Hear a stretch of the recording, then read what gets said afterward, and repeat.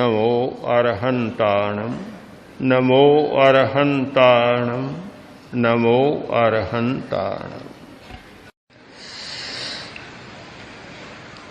अभी समस्या की बात सुन रहे थे।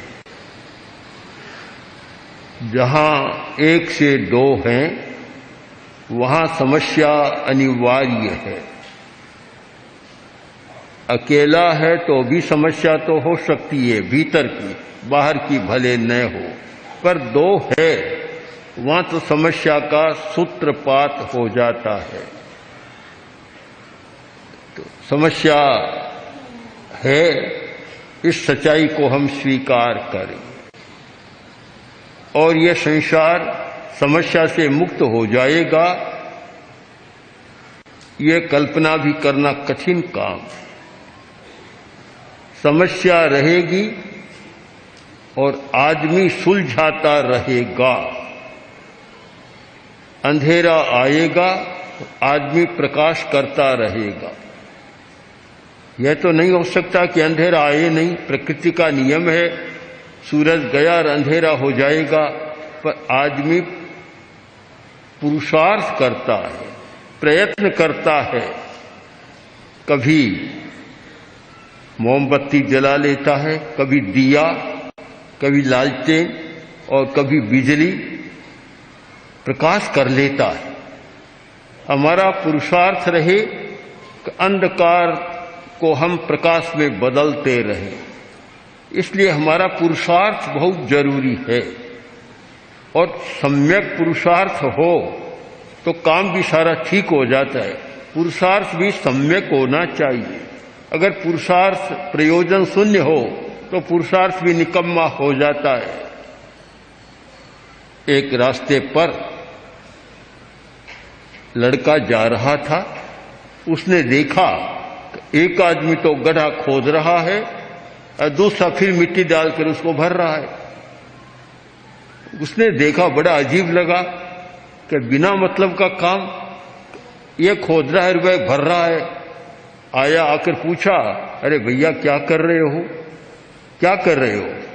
उसने उत्तर दिया कि एक हमारी टीम है, उसमें हम 3 आदमी हैं। एक आदमी गड्ढा खोदता है, दूसरा उसमें वृक्ष रोपता है और तीसरा फिर उसको भर देता है। आज वह बीच वाला आया नहीं तो हमें तो अपना काम करना है।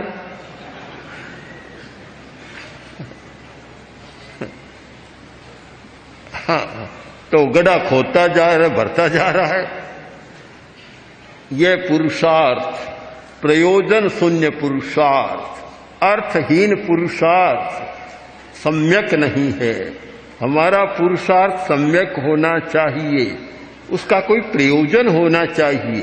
केवल गड्ढे को भरना नहीं है। अगर वृक्ष की बुआई कर दी, वृक्ष रोप दिया तो फिर गड्ढे को भरना है, पर वृक्ष का तो रोपण नहीं किया और कोरे गड्ढे को भरते चले जाएं, ये अच्छा नहीं होता। सम्यक पुरुषार्थ हमारा चले तो फिर पुरुषार्थ का अपना फल होता है और मिलता है, समस्या का समाधान होता है।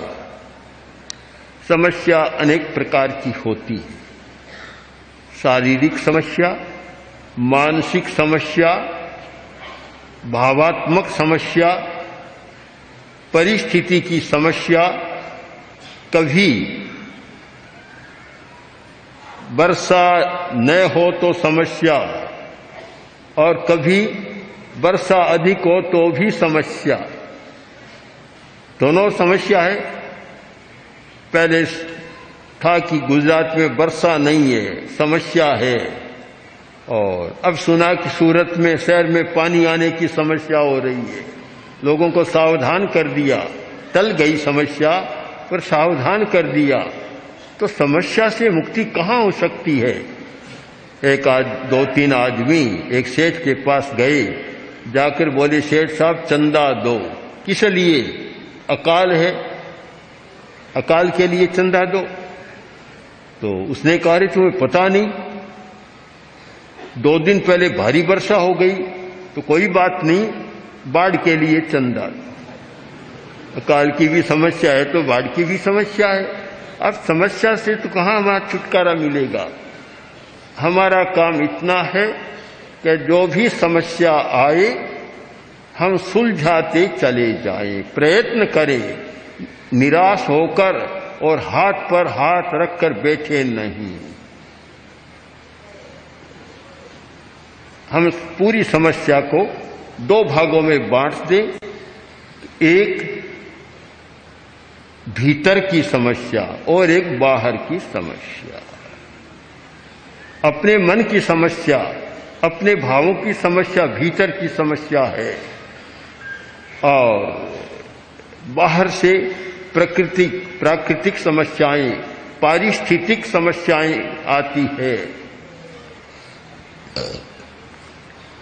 आजकल कुछ ऐसी समस्याएं भी बहुत आती है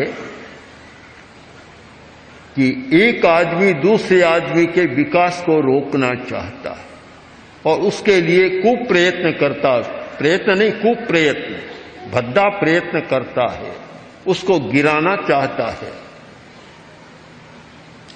हमारे सामने अनेक प्रश्न आए कि एक समय था कि मेरा धंधा बहुत अच्छा चल रहा था, आज ये स्थिति बन गई कि एक पैसे की भी कमाई नहीं है। हमने पूछा ऐसा क्यों हुआ?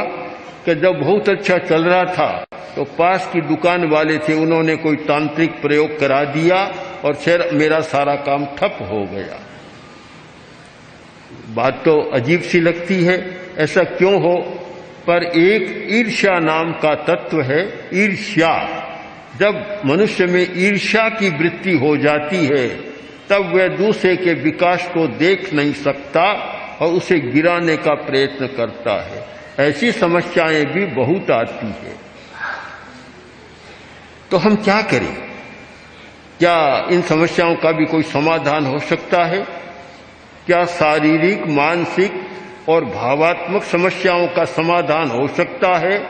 हम प्रकृति की समस्या को एक बार छोड़ दें। वर्षा न हुई तो समस्या है, वर्षा ज्यादा हो गई तो भी समस्या है, आदि आदि जो प्राकृतिक समस्याएं हैं उनकी एक बार बात न करें, केवल इन समस्याओं की बात करें जो व्यक्ति के भीतर होती है या बाहरी किसी दुष्प्रभाव से समस्या पैदा होती है। इस विषय में जो एक चिंतन किया गया, आज से हजारों वर्ष पहले योग के आचार्यों ने या मंत्र के आचार्यों ने, मंत्र विद्या और तंत्र विद्या के आचार्यों ने चिंतन किया और कुछ उपाय सुझाए कि देखो समस्या को तुम रोक नहीं सकते, पर तुम्हारे पास उपाय होना चाहिए कि कोई भी समस्या आए तुम उसका समाधान कर दो, निवारण कर दो। इस समस्या के समाधान के लिए मंत्र विद्या का विकास हुआ, तंत्र विद्या का विकास हुआ और कुछ योग के प्रयोगों का विकास हुआ। प्राय बहुत लोग मंत्र का जप करते, मंत्र का जप करते हैं, ये तो ठीक बात है, एक सहारा है, उससे शक्ति पैदा होती है, क्योंकि हमारा सारा जीवन प्रकंपनों का जीवन है। तरंगे, प्रकंपन। आपको लगता है किसी तालाब के पास जाए, एक ढेला फेंके तो उसमें तरंग उठेगी, लहर उठेगी। समुद्र में जाए तो समुद्र में भारी तरंगे उठती है, तूफान आता है तब तो आकाश को छूने लग जाती है, लगता है। पर केवल जल में ही तरंगे नहीं होती, जल में ही लहरें नहीं होती, उर्मियां नहीं होती।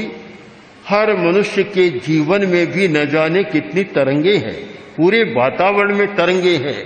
प्रकंपन ही प्रकंपन, प्रकंपन, सारे प्रकंपन चल रहे हैं और प्रकंपन की सारी तरंगे चल रही है।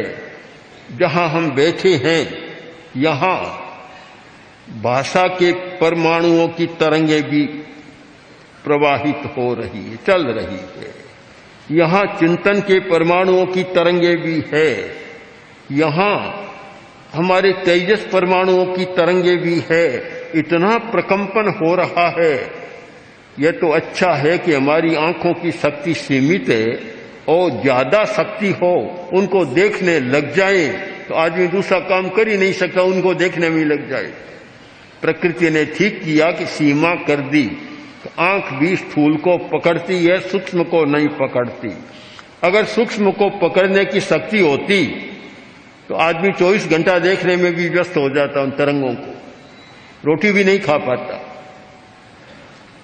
तरंगे हैं, प्रकंपन है, और बड़े शक्तिशाली प्रकंपन होते हैं। उनमें एक है ध्वनि का प्रकंपन। ध्वनि का, हमारे शब्दों का प्रकंपन। शब्द का प्रकंपन भी इतना तेज होता है कि जो काम कठिन लगता है, शब्द का प्रकंपन उसको कर देता है। उस प्रकंपन और दूसरी हमारी भावना, इन दो के योग से मंत्र विद्या का विकास हुआ। एक तो हमारी भावना जुड़ गई उसके साथ, और एक सारे प्रकंपन है। हम जो शब्द बोलते हैं उसका कैसा प्रकंपन होता